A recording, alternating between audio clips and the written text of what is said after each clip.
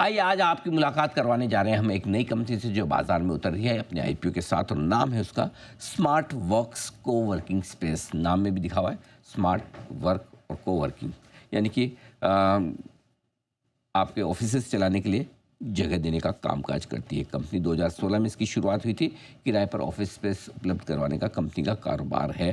ज़्यादा डिटेल हम जानेंगे बिजनेस के बारे में कंपनी के टॉप मैनेजमेंट से। उससे पहले आईपीओ पर आपको राय बता दूं, आपको जानकारी दे दूं। 387 से 407 रुपये ये है इशू का प्राइस बैंड। 36 शेयरों के लॉट में आप अप्लाई कर सकते हैं। इशू की टोटल साइज है 582 करोड़ के आसपास, जिसमें से 137 करोड़ ऑफर फॉर सेल है। अभी जो इन्वेस्टर्स है वो बेच रहे हैं। 582 करोड़ का टोटल इशू साइज, उसमें से 445 करोड़ जो है वो फ्रेश इशू आपके लिए है, नया पैसा जो कंपनी के पास जाएगा। 4,645 करोड़ का मार्केट कैप बनता है कंपनी का ऊपरी प्राइस बैंड पर। दो खास मेहमान हमारे साथ कार्यक्रम में हैं तैयार बातचीत करने के लिए अपनी कंपनी के बारे में, इशू के बारे में। कंपनी के मैनेजिंग डायरेक्टर और फाउंडर नीतीश सारडा साहब हमारे साथ कार्यक्रम में जुड़ रहे हैं। नीतीश सारडा साहब ने लंदन यूनिवर्सिटी से साइंस में बैचलर्स की डिग्री हासिल की है। 9 साल से ज़्यादा लंबा अनुभव उनका इस कारोबार का है। हर्ष बिनानी साहब हैं जो कि एग्जीक्यूटिव डायरेक्टर है और वो भी को फाउंडर है। Shri Ram college of commerce Delhi university से आपने इकोनॉमिक्स में बैचलर्स की डिग्री हासिल की है, और आपने नॉर्थ वेस्टर्न यूनिवर्सिटी यूएसए से आपने एमबीए की डिग्री फाइनेंस में हासिल की है। शिकागो में आपको मैकेंजी जैसे दिग्गज संस्थानों के साथ काम करने का अनुभव है। 14 साल का अनुभव हर्ष बिनानी साहब भी रखते हैं। आप दोनों का बहुत बहुत स्वागत है, धन्यवाद हमें समय देने के लिए। नीतीश जी, शुरुआत आपके साथ करना चाहता हूँ। वैसे तो आपकी कंपनी का नाम आपने इतना सही रखा है कि नाम समझ के काम समझ में आ जाता है, फिर भी आप थोड़ा विस्तार से समझाएं और बताएं एग्जैक्टली बिजनेस मॉडल क्या है कंपनी का। एब्सोल्युटली। धन्यवाद अनिल जी, थैंक यू हमें अपने शो में बुलाने के लिए। तो सर, स्मार्टवर्क्स इंडिया का लार्जेस्ट मैनेज कैंपस प्लेटफॉर्म है। आज हम इंडिया में 1 करोड़ स्क्वायर फुट से ज़्यादा ऑफिसेज मैनेज करते हैं अक्रॉस 15 सिटीज। हम ओवर एंड अबव दैट 88% हमारे कस्टमर्स जो है वो लार्ज एंटरप्राइज क्लाइंट्स हैं, जैसे Google, persistent, grow, Ernst and young जैसे कस्टमर्स को करते हैं। तो सर, स्मार्टवर्क्स का मॉडल क्या है? स्मार्टवर्क्स बड़ी बिल्डिंग्स लेता है नॉन इंस्टीट्यूशनल लैंडलॉर्ड से, जो बिल्डिंग्स रेंज करते हैं 1.5 लाख स्क्वायर फुट से लेकर 8 लाख स्क्वायर फुट तक। इसमें हम सारी सुख सुविधाएं बनाते हैं जो आज के डी एन एज वर्कफोर्स को रिक्वायर्ड होता है, जैसे outdoor and indoor gaming zone. इसमें हम बनाते हैं gym, creche, cafeteria, medical room, yoga centres as common amenities in the building. इसके बाद हम अपने लार्ज एंटरप्राइज क्लाइंट्स को कस्टम मेड ऑफिसेज देते हैं according to their specifications, according to their colours brand. Interesting. मतलब आप पहले स्पेस एक्वायर करते हैं और उसके बाद उसको बेहतरीन ऑफिस में कन्वर्ट करते हैं। तो नीतीश जी, ये जितनी भी प्रॉपर्टीज आप एक्वायर करते हैं, आप खरीदते हैं या फिर आप लीज पर लेते हैं, बाद में आगे भी फिर से लीज पर देते हैं? सर, हमारा मॉडल कंप्लीटली एसेट लाइट है। अच्छा। हम इन प्रॉपर्टीज को 10 से 15 साल के लॉन्ग टर्म लीजेस पे लेते हैं, हाँ। जिसमें हमारा सिर्फ 5 साल का होता है लैंडलॉर्ड्स के साथ। ओके। और वे में हम अपने क्लाइंट्स को भी लॉन्ग टेन्योर के लिए, 5 साल के टेन्योर के लिए, 48 टू 50 मंथ्स के टेन्योर के लिए अपने लार्ज एंटरप्राइज क्लाइंट्स को देते हैं। हमारा फोकस है पूरी बिल्डिंग लेना और मिड टू लार्ज एंटरप्राइज को ऑफिसेज बना के देना। मतलब आप रियल एस्टेट में पैसा नहीं डालते, खरीदते नहीं ऑफिस? नहीं, नहीं, ठीक बात है। एक मॉडल है। नहीं, ठीक बात है। तो एग्रीमेंट आप कर लेते हैं बड़े, जिनके भी पास बड़ी बिल्डिंग, बड़ी जगह है, और उसके बाद आप इसे लीज पर देते हैं। हर्ष बिदानी साहब, समझाएं जरा। एक तो 137 करोड़ का आपका जो ऑफर फॉर सेल है, कौन से इन्वेस्टर्स हैं जो बेच रहे हैं और क्यों, और साथ ही 445 करोड़ का जो फ्रेश इशू है, पैसा जो कंपनी में आ रहा है, वो कहाँ इस्तेमाल होगा? धन्यवाद अनिल जी। जी। हमारा जो फ्रेश इशू है 440 करोड़ का, 445 करोड़ का, वो हमारे कंपनी के नेक्स्ट लेग ऑफ ग्रोथ के लिए इस्तेमाल किया जाएगा।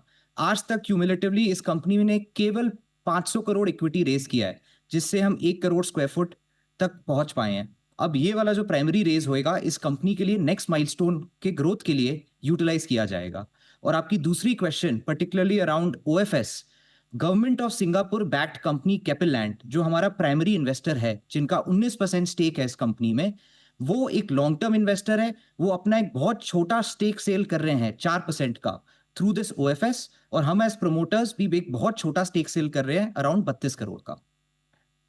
आपके बिजनेस मॉडल के बारे में जरा और समझाएं कि ज़्यादा कारोबार आपका कहाँ से आता है, किन बड़े शहरों में या किन ज्योग्राफी में आप प्रेजेंट है, और आगे क्या क्या प्लान है आपके इसको लेकर? सो अनिल जी, हमने अपने बिजनेस को पैन इंडिया ग्रो किया है। हमने स्मार्टवर्क्स को इंडिया के 7 सबसे बड़े शहरों में सिग्निफिकेंटली ग्रो किया है। आज हम बहुत सारे टियर 2 सिटीज में भी प्रेजेंट है। टोटल इंडिया में हम 14 शहरों में प्रेजेंट है, और सिंगापुर में भी हमने अपना एक जगह खोला है। इन सारे शहरों में हमने जिन जिन शहरों में हम अच्छा कर रहे हैं, उसमें हम बड़े से बड़े सेंटर्स लिए जा रहे हैं। हम एक मॉडल फॉलो करते हैं कॉल्ड क्लस्टर स्ट्रैटेजी, जिसमें हम अपने कस्टमर को फॉलो करते हैं। जो शहर हमारे लिए अच्छा करता है, उसमें हम पहले 1.5 लाख स्क्वायर फुट से शुरू करते हैं, फिर बढ़ के 3 लाख, 4 लाख, 7 लाख स्क्वायर फुट तक पहुंच जाते हैं बिल्डिंग पर। ठीक बात है। हर्षी, जरा फाइनेंशियल पे अब मैं आपसे बात करता हूँ। ये समझाएं सर कि क्या कंपनी के जो फाइनेंशियल्स हैं, क्या ऑपरेशन लेवल पर, EBITDA लेवल पर और नेट लेवल पर कंपनी प्रॉफिटेबल है इस वक्त, और यदि नहीं तो कब तक होने की संभावना है? बिल्कुल अनिल जी। सर, डीएलएफ एक 80 साल पुरानी कंपनी है, और आज के दिन उनका ऑफिस का रेंटल रेवेन्यू है 4000 करोड़। स्मार्टवर्क्स 8 साल के पीरियड में, जिसमें 2 साल कोविड का था, इतने शॉर्ट पीरियड ऑफ टाइम में लास्ट ईयर हमने 1350 करोड़ का रेंटल रेवेन्यू जमा किया है। हमारा मॉडल डीरिस्क्ड, इंसुलेटेड और कैश रिच है। हर बिजनेस की सीड स्टेज में एक इन्वेस्टमेंट की आवश्यकता होती है।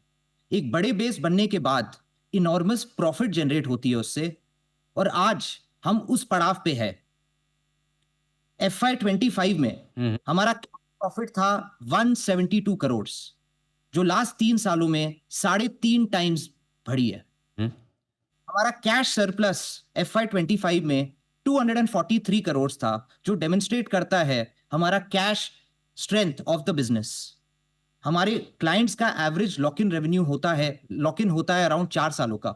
तो उससे आप अनुमान लगा सकते हैं कि हमारा रेवेन्यू जो 1350 करोड़ का था, ऑलरेडी कितना रेवेन्यू हमने आज के दिन लॉक इन कर लिया है। ठीक बात है। इसी आप वजह से हाँ, जी जी जी जी। 1 को बनाया है इसको, जिसके जो उसी कंपनी को मिलती है जो 3 साल से ऑपरेशनली प्रॉफिट है। तो रिटेल ज्यादा पार्टिसिपेट कर सकता है। और आपकी क्वेश्चन पर्टिकुलरली अराउंड हमारा लॉसेस, यस सर, डिलॉइट हमारा ऑडिटर है, और हम इंड AS 116 से हमारी अकाउंटिंग होती है, जिसके वजह से हमें अकाउंटिंग प्रोविजंस क्रिएट करनी पड़ती है, क्योंकि हम बहुत भारी मात्रा में ग्रो कर रहे हैं। बट ये अकाउंटिंग प्रॉफिट इवेंचुअली वापस रिवर्स होने लग जाता है।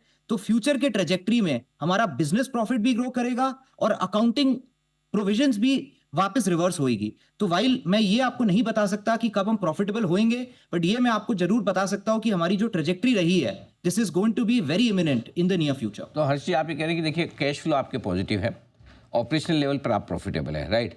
यानी कि आपके फिर क्या डेप्रिसिएशन, क्योंकि आपके एसेट्स तो है नहीं, तो फिर किस वजह से पैट का लॉस, नेट लेवल पे आपको लॉस आ रहा है? क्या क्या और ऐसे आइटम्स हैं जो आप डेबिट कर रहे हैं? सर, इसमें 2 आइटम्स है। हम जब आज के दिन EBITDA कमाते हैं 172 करोड़ का, उसके बाद हम जो फिट आउट्स में खर्चा करते हैं उसकी डेप्रिसिएशन होती है। बट उसके साथ साथ अकाउंटिंग डेप्रिसिएशन की एंट्रीज भी होती है हमारे बुक्स में। ये दोनों का नंबर काफी भारी मात्रा में बढ़ जाता है, जिसके वजह से आज के दिन हमारा कंपनी पैट लेवल पे लॉस मेकिंग है, लेकिन वाकई में हम ऑपरेशनली प्रॉफिटेबल है, और हमारा कैश फ्लो जबरदस्त मात्रा में लास्ट 3 इयर्स में ग्रो किया है। Okay, perfect. तो ये समझ में आया कि चूंकि आपके ऑपरेशन लेवल पर प्रॉफिटेबल है कंपनी, ये एक अच्छा संकेत है।